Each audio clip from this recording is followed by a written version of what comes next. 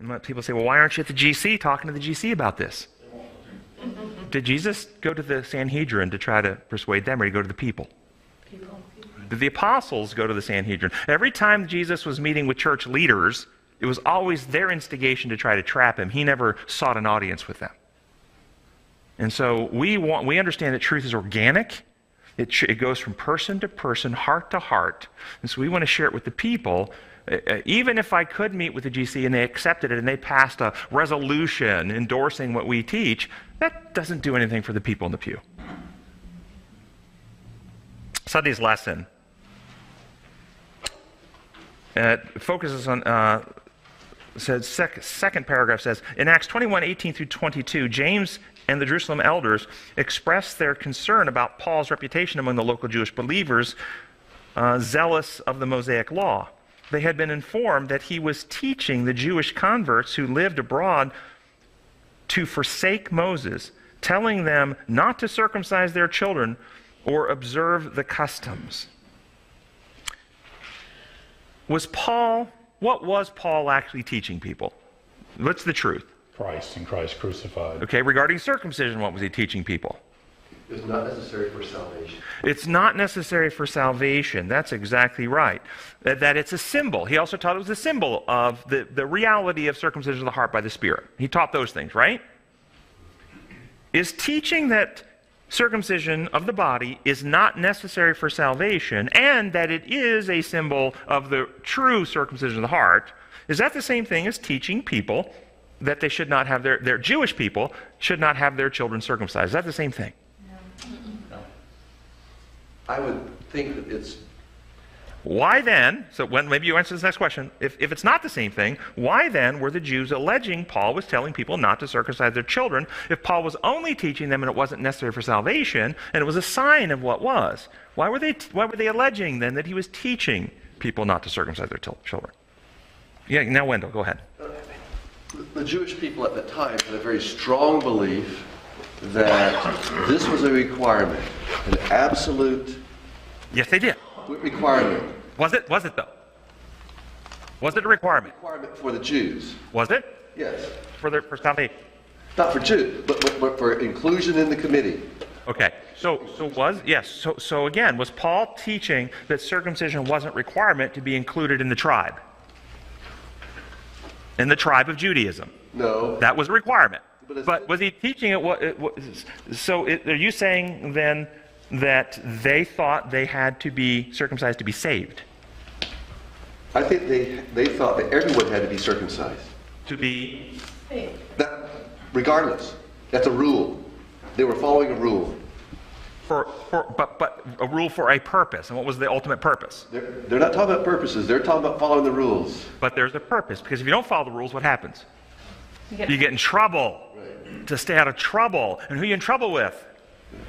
Let's see, who are you in trouble with if you're not following the rules? Level 4 theory, you know. Below that. Who are you in trouble with if you don't follow the rules? But with this, was it a matter of them doing this right to then be a part of the only people that were going to be saved? Correct. This is the next point. You could only be saved by becoming a member of the Jewish nation in their mind. This is another reason they hated Paul. We'll get to it further in the lesson. They hated it because he was offering, supposedly, telling that anybody could be saved even if they weren't part of Judaism. And so circumcision was the gateway to membership. It'd be like going out and saying, hey, you could be saved by not being an Adventist. How dare I? You know, I'm saying that tongue-in-cheek for anybody who doesn't know I was just being, okay? But there are some people who believe that. Or you could be saved, here's a Christian one. You could be saved without going through water immersion. Some Christians deal with that like the Jews deal with the circumcision. No, circumcision is your gateway. You have to go through that ritual in order to enter into the community for salvation. You have to go through the dunking before you can actually ever be saved. Rather than the dunking is a symbol of the fact you've already been saved. Where Paul was going, correct me if I'm wrong, is establishing that the relationship between you and your God, you and your Savior, you and your friend, is what's important, not being a member of any organization or club. And the people that were running the organizations and the clubs, and still do run the organizations and the clubs, see that as a threat. So I want you to see really here the deal what happened here. Break it down because we face this today. Paul is teaching truth. Circumcision is not necessary for salvation, ergo, becoming a member of the Jewish nation is not necessary for salvation. This is the truth. Circumcision was a sign or symbol of a changed heart that was achieved by faith. Abraham, Romans 4. Okay? This is what he's teaching. Nowhere does he say, Jewish parents, stop circumcising your kids. Nowhere does he say that. But the Jewish people come along and say that Paul is teaching Jewish families to stop circumcising their kids. This is a fabrication. This is a falsehood.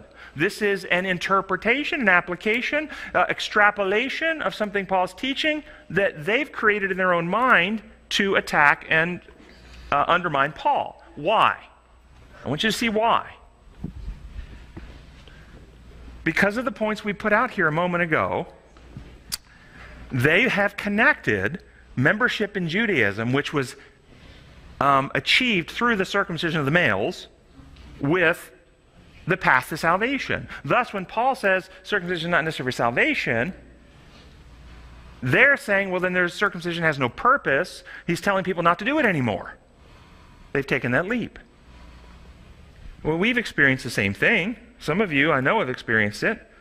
When we say to people, Jesus did not have to die to pay a legal penalty to his dad, so his dad won't be legally required to kill us. That is not why Jesus had to die.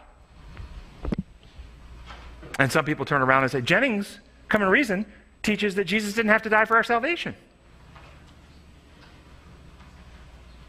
If I were to say this, Jesus did not have to die in order for textile manufacturers to make red shirts. It was not necessary for Jesus to die for that to happen. Would you agree with me? Is that the same thing as saying Jesus didn't have to die for our salvation? That's not the same thing, is it? So when I say Jesus didn't have to die to pay his Father a legal penalty, that is not the same thing as saying Jesus did not have to die for our salvation. Those are two different things. This reason wasn't the reason for our salvation. It wasn't needed. That's not the purpose. But if that's the only purpose you have in your mind, and you take that away, then those people go, Jennings just says Jesus didn't have to die. Never said it. Never said it. Go ahead. I think also the whole concept of how Paul approached God and salvation and our relationship with God was not rules-based. That's right. It was relationship, experience, transformation-based. They had a group of people who were absolutely rules-based. Couldn't tolerate it. Fourth paragraph. You're absolutely right. Fourth paragraph says, Paul was advised to be politically correct. He should show the falsity of the rumors about him by doing something very Jewish. Sponsor the Nazirite vow of some Jewish believers. This vow was a special act of piety through which a Jew would consecrate himself to God. Good idea, bad idea to be politically correct here? Awful. Bad idea. Always. Well, okay, so was Paul's intention, now notice the intention here, to seek peace, to seek reconciliation, to not offend for no good reason? Was that intention, a bad goal? No, it was perfectly good intention. It was a very healthy, mature intention. Then if his intention was so good, why was the action not good?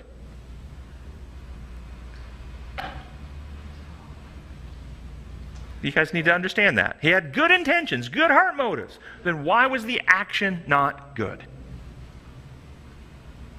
Because somebody recognized him at the temple. But he wanted to be recognized at the temple. It was his goal to be recognized in this conciliatory act, to do something very Jewish, so that people would say, Paul is not undermining the law of Moses. Paul's a supporter. He's doing the Nazirite vow.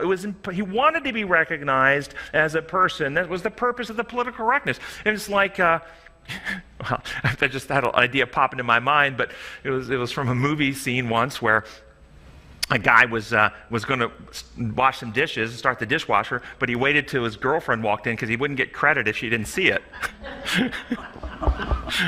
Okay, it doesn't count if it's not seen, see? It wouldn't count for Paul. He wasn't doing it for his benefit. He was doing it to influence these people to show that these allegations against him were false. So he had to be seen.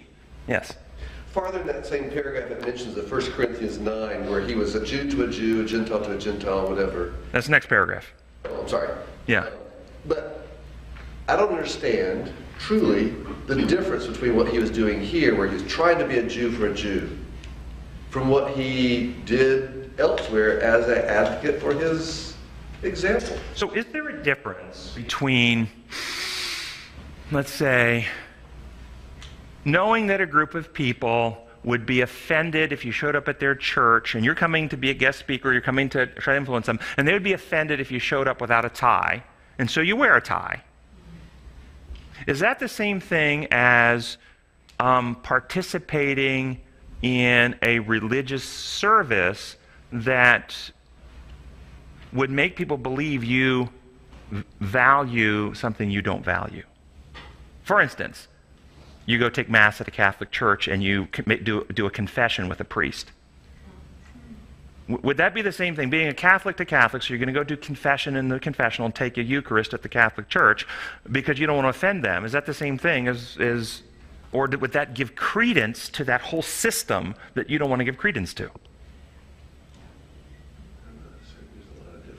You're not certain there's a lot of difference? What do y'all think? Do you think there's a difference between doing those two things? Significant perception of a double standard and of a split mind, of truly is it. How can he validate the Nazirite vow at the same time he invalidates the need for circumcision? It comes across hypocritical. It does. It does. Yeah, and so that's why in that context. So when he says being a Jew to Jews, I don't think it means a hypocritical stance. It means not necessarily offending on things for them where they're at, but not doing things that would cause himself to appear inconsistent. And that's why I think this was the problem here. I think it set him up. It put him under the authority of that system. As soon as he went into their system and tried to get their approval, he put himself back, and that's exactly what happened. What happened was, I'm going to do your system by your rules, play your game, do your stuff so you'll recognize and validate and sign off on me as an Orthodox brother of Judaism. I'm surrendering to your authority on this, is what he was doing. By doing this thing. Politically correct, let's get this organizational approval on what you're doing. And I think that was a mistake. He had Christ's approval for what he was doing, and he didn't need to submit back to this organization. And what happened once he put himself under their authority, they used that authority. And his life went from one of freedom to imprisonment for the rest of his life. He was in prison for the rest of his life after that. There's an object lesson in that. He lost his freedom by submitting to an authority that wasn't Christ.